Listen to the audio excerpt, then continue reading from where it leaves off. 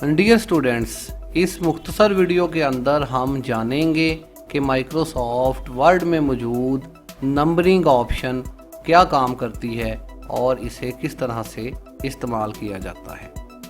Dear students, याद रहे कि नंबरिंग ऑप्शन माइक्रोसॉफ्ट वर्ड में पैराग्राफ ग्रुप के अंदर बटन की सूरत में मौजूद होती है। डियर स्टूडेंट्स, इस ऑप्शन की मदद से आप अपने डॉक्यूमेंट में लिखी हुई लाइंस को नंबरिंग दे सकते हैं। यहाँ पर डियर स्टूडेंट्स मेरे पास कुछ लाइंस लिखी हुई हैं।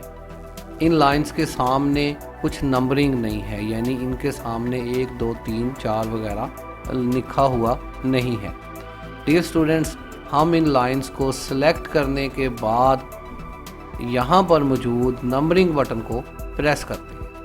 जैसे ही नंबरिंग बटन को प्रेस किया जाता है तो आप देखेंगे कि इन लाइंस के सामने ऑटोमेटिकली नंबर जो है वो अपीयर हो चुके हैं। ना सिर्फ इनके सामने नंबर अपीयर हो चुके हैं बल्कि इन तमाम लाइंस का फासला भी थोड़ा इंक्रीज हो चुका है। तीसरा, इसके अंदर जो है वो लाइन की दरमियानी स्पेसिंग भी थोड़ी ज़्यादा कम हो चुकी है। डियर स्टूडेंट्स, अगर आप इन नंबरिंग के अंदर कोई स्टाइल वगैरह तब्दील करना चाहें तो यहीं पर नंबरिंग ऑप्शन के अंदर छोटा तीर का निशान मौजूद होता है, जिस पर क्लिक करके आप बाकायदा तौर पर नंबरिंग लिस्ट ओपन कर सकते हैं। यहाँ पर आपके पास मुख्तलिफ स्टाइल्स अवेल होते हैं, जिसमें 1 2 3 के साथ ब्रैकेट्स लगी हुई हैं, गिनती के दूसरे स्टाइल्स हैं, ABC के साथ स्टाइल्स हैं, पेपर वगैरह क्रिएट करते वक्त या और बहुत सारे मामलात के अंदर नंबरिंग की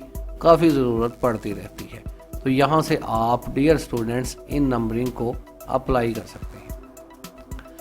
डियर स्टूडेंट्स, जहाँ से आपने नंबरिंग को अप्लाई किया है, बाद अगर आप नंबरिंग वगैरह को ख़त्म करना चाहते हैं तो यहीं पर नंबरिंग को ऑफ़ करने के लिए नॉन की ऑप्शन भी मौजूद होती है, या फिर इसी बटन के ऊपर दोबारा क्लिक करके आप नंबरिंग को ऑफ़ कर सकते हैं या फिर क्लिक करके इसे दोबारा ऑन कर सकते हैं।